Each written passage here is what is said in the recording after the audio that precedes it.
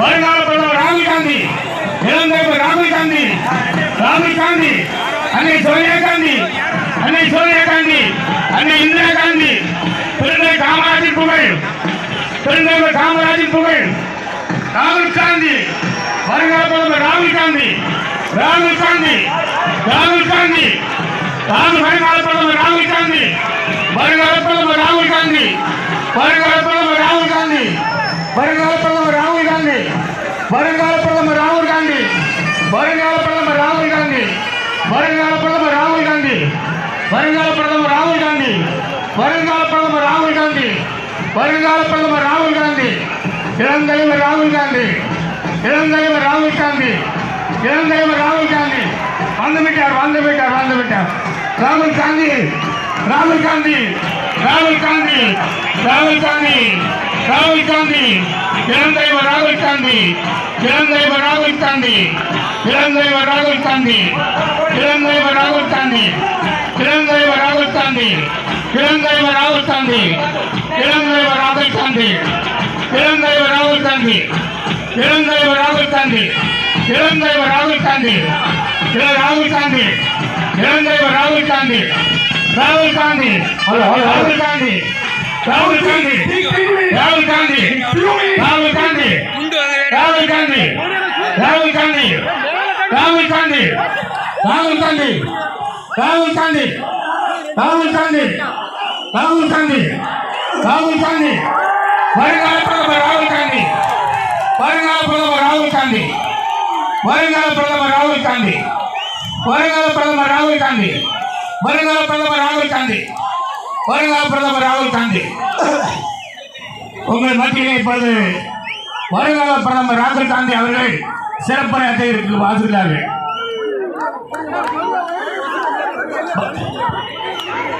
Thank you very much. அமைதியா இருங்க. கொடி வச்சு மறைக்காத.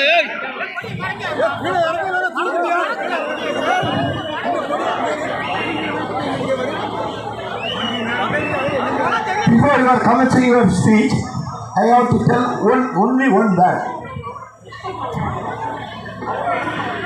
எல்லாருக்கும் வணக்கம். தலைவர் ராகுல் காந்தி வந்தாச்சு. பாரத பிரதமர் வந்தாச்சு.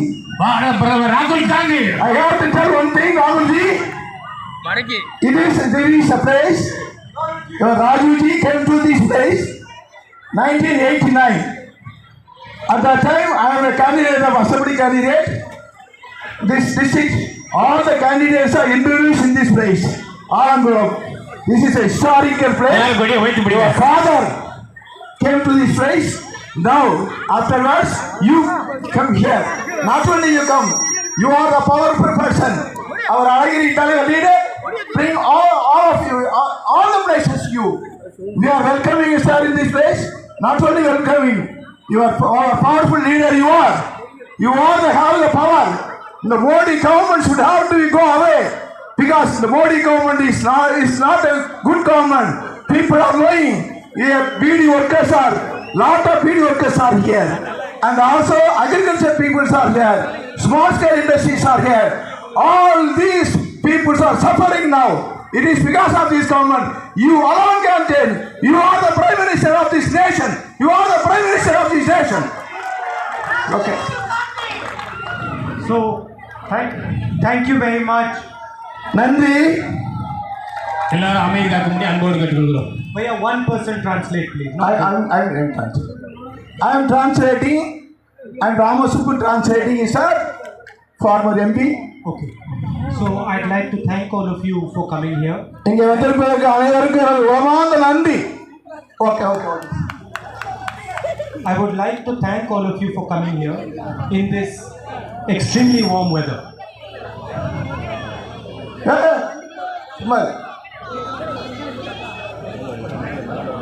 I am extremely happy. நான் மிகுந்த மகிழ்ச்சி அடைகின்றேன். இங்கே வந்த அத்தனை மக்களை இந்த வெயிலிலும் பொருட்படுத்தாமல் இங்கே நின்றதற்காக அன்பு தாய்மார்கள் பெரியவர்களுக்கெல்லாம் நன்றி. I understand that this is a center of bead making and is a center of small and medium industry. நான் அறிகின்றேன் இது பீடி தொழிலாளர்களுடைய சென்டர், அதேபோல விவசாய பெருமக்கள் வாழ்கின்ற சென்டர், இந்த பகுதியிலே நான் வருவதிலே உங்களோடு அளவாதிலே மகிழ்ச்சி அடைகின்றேன். Jobs in India are created by small and medium businesses. சிறிய தொழில்கள் இந்த பகுதியில் இருக்கின்றன.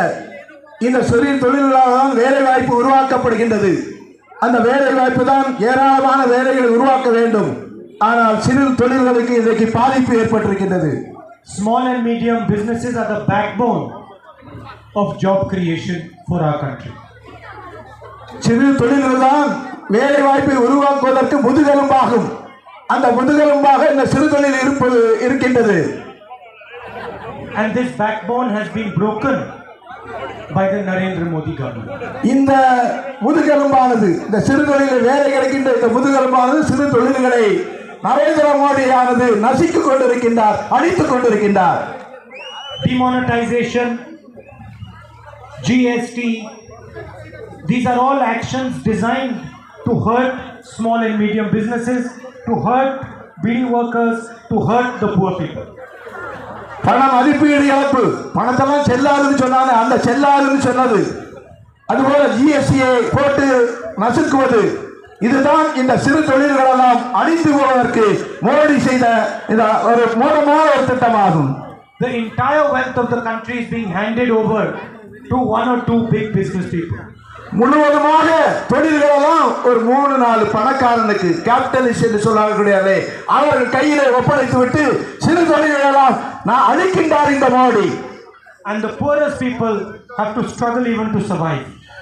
ஏழை மக்கள் வாழ்வதற்கு கூட, வாழ்வாதாரத்திற்கு கூட, தினசரி சம்பளத்திற்கு கூட சங்கடப்பட்டுக் கொண்டு இருக்கின்றார்கள்.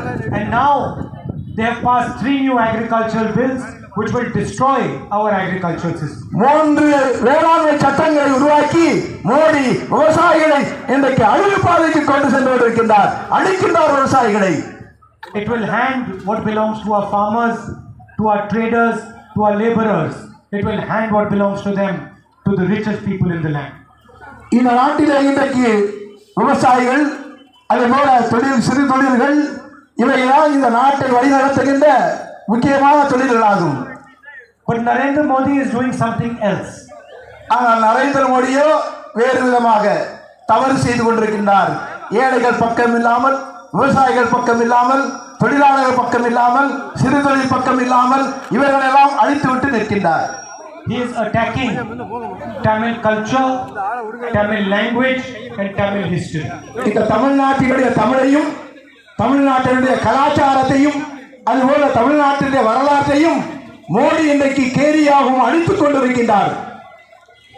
He says India has one culture, one history, one language. அவர் சொல்கின்றார், இந்தியாவானது ஒரே கலாச்சாரம், ஒரே மொழி, ஒரே நாடு என்று சொல்லிக் கொண்டிருக்கின்றார். Is Tamil not an Indian language? Tamil இந்திய லாங்குவேஜ் இல்லையா? மொழி இல்லையா? Is Tamil history not Indian history? Tamil வரலாறு என்பது இந்திய வரலாறு இல்லையா? Is Tamil culture not Indian culture? தமிழுடைய கலாச்சாரம் இந்திய கலாச்சாரம் இல்லையா? According to Modi, no. According to Modi, only one culture is there in India. ஆனால் மோடி என்ன சொல்கின்றார் என்று சொன்னால், இந்தியாவிலே ஒரே கலாச்சாரம் தான், ஒரே மதம் தான், ஒரே மொழிதான் இருக்க வேண்டும் என்ற ஒரு தவறான கொள்கையை கொண்டிருக்கின்றார். And I am very disappointed by the Chief Minister of Tamil Nadu. Tamil Nadu முதலமைச்சர் பார்த்து நாங்கள் இன்றைக்கு நாம் ஏமாற்றம் அடைந்திருக்கின்றோம். Instead of standing up to Narendra Modi, அவர் நரேந்திர மோடியினுடைய அருகிலே சாய்ந்து கொண்டிருக்கின்றார். instead of questioning Narendra Modi, மோடியை கேள்வி கேட்பதற்கு பதிலாக he has surrendered to Narendra Modi. அவரோடு இன்றைக்கு அவர் இணைந்து விட்டார். And the only reason he has surrendered is because he is corrupt and Narendra Modi has ED, CBI and other institutions. அவர் இன்றைக்கு மோடியை சார்ந்திருப்பது எதற்காக தெரியுமா? தன்னுடைய கரப்ஷன் என்று சொல்கிற லஞ்ச லாவணியத்தில் இருக்கின்ற அவர்கள் மோடியை சார்ந்தால்தான் அவரை காப்பாற்ற முடியும் என்பதற்காக இன்றைக்கு அவர் மோடியை சார்ந்திருக்கின்றார். Modi thinks that he can control the future of Tamil Nadu like he controls his television with a remote control. Modi என்ன நினைக்கின்றார் என்று சொன்னால், இந்த அதிமுகவையும் இந்த தமிழ்நாடு அரசையும் தன்னுடைய ரிமோட் கண்ட்ரோல் மூலம் அடக்கி, அதாவது ஆள வேண்டும் என்று இருக்கின்றார். But Tamil Nadu cannot be controlled by remote control. Tamil Nadu வந்து அந்த ரிமோட் கண்ட்ரோலுக்கெல்லாம் பயப்பட மாட்டோம், ஈடாக மாட்டோம். Tamil Nadu can only be controlled by the Tamil people. Tamil Nadu என்பது மக்களால், தமிழ் மக்களால் தீர்மானிக்கப்படுவது. தமிழ் மக்களால் தான் இங்கே தீர்மானிக்கப்பட வேண்டும். People who are honest towards its history, towards its language, towards its culture. மக்கள் இங்கே நேர்மையான மக்கள், நேர்மையான கலாச்சாரம், நேர்மையான மொழி, இப்படி ஒரு அற்புதமான ஒரு அமைப்பு தமிழகத்திலே இருக்கின்றது.